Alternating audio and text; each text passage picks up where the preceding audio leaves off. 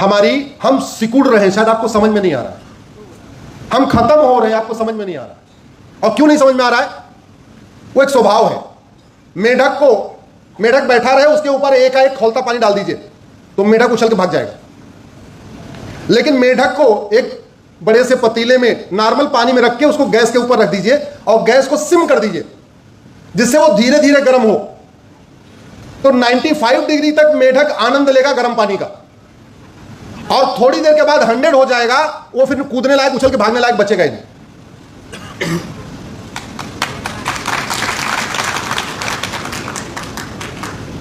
ये हुआ नहीं है क्या? हुआ है।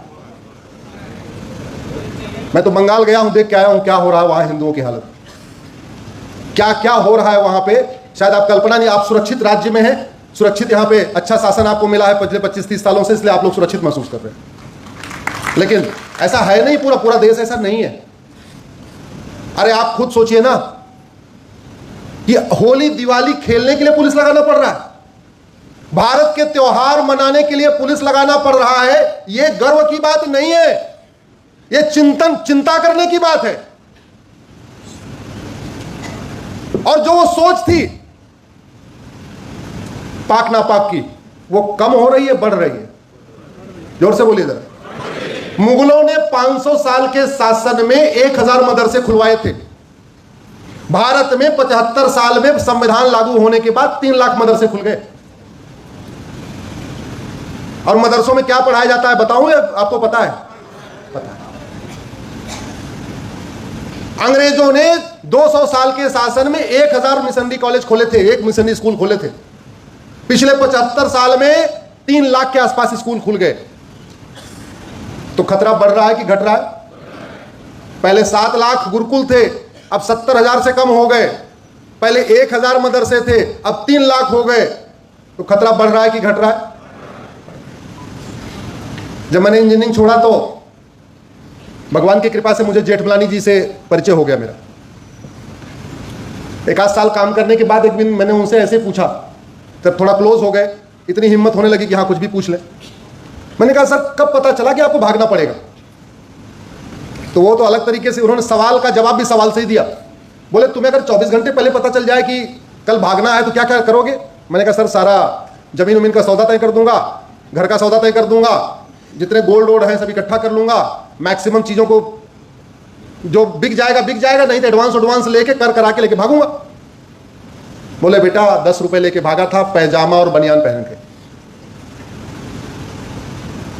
जिस सोच के कारण आडवाणी जी को अपना मकान, दुकान, खेत खलिहान, उद्योग व्यापार छोड़ के भागना पड़ा, वो सोच अभी खत्म हो गई या बढ़ रही है?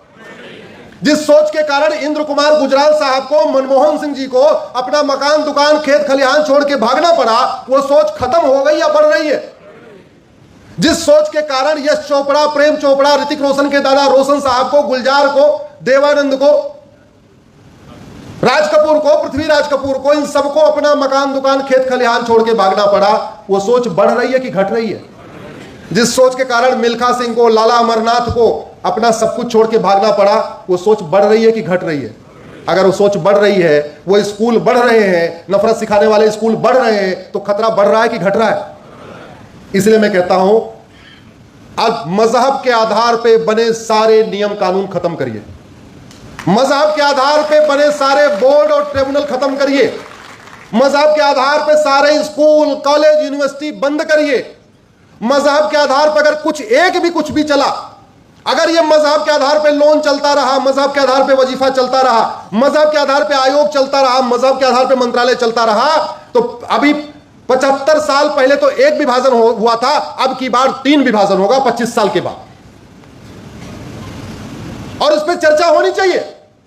संविधान निर्माताओं ने कहा था मजहब के आधार पे विभाजन हो गया, इसलिए अब कुछ भी मजहब के आधार पे नहीं चलेगा। भारत के संविधान में WAQF वक्फ जैसा शब्द ही नहीं है। पूरे के पूरे संविधान में WAQF नाम का शब्द ही नहीं है।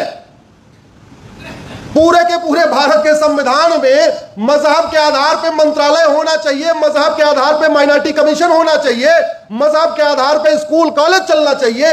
ये कहीं कोई प्रावधान ही नहीं है। मजहब के आधार पे लोन हो, वजीफा, कोई प्रावधान नहीं है।